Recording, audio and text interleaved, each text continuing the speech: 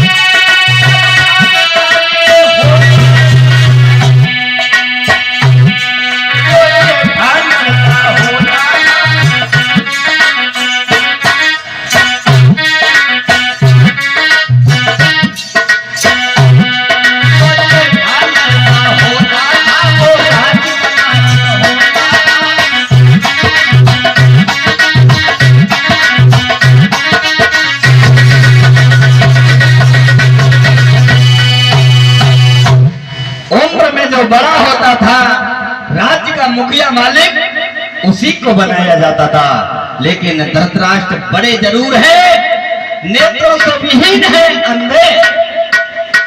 राजा पांडु को बनाया गया और जब दोनों की शादियां हुई हैं, श्रोता याद रखना,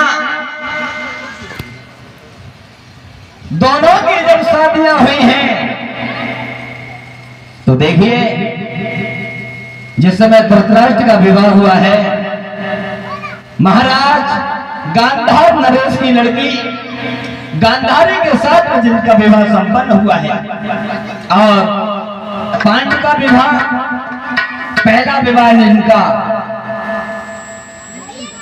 भगवान मुरली मनोज श्याम की बुआ कुंती के साथ में हुआ, और दूसरा विवाह माद्री के साथ में हुआ।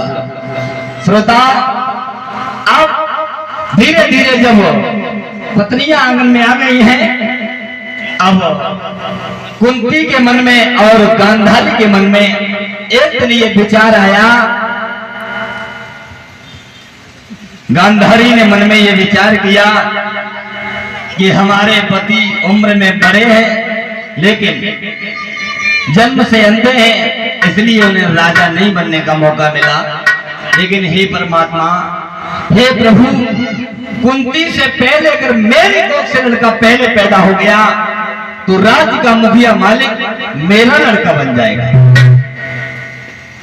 यही विचार कुंती के भी मन में आया कि अगर गांधारी से पहले लड़का मेरी कोख से पैदा हो गया तो राज्य का मुखिया मालिक मेरा लड़का बन जाएगा। दोनों स्त्रियों की एक इच्छा है, लेकिन याद रखना, परमात्मा जिसको आपत्ति देता है ना, उसकी बुद्धि का पतन पहले से ही कर देता है। आज दोनों स्त्रियों ने जब गर्भ को धारण किया है, जब गर्भ को धारण किया, धीरे धीरे धीरे धीरे प्रमाण ये मिला है कि महारानी कुंती के उदर से धर्मराज युधिष्ठिर का जन्म हो गया। और जब धर्मराज युधिष्ठिर का जन्म हो गया, ये समाचार गांधारी को जिस समय मिला है कि कुंती के उदर से बच्चे ने जन्म ले लिया, अब तो गांधारी को लेटे बैठे चैन कहां, इतनी तेज गुस्से में आई, बीच आंगन में बैठ गई और घूंसा मार मार करके अपने गर्भ को कूटने लगी। पेट में जब घूंसा मारने लगी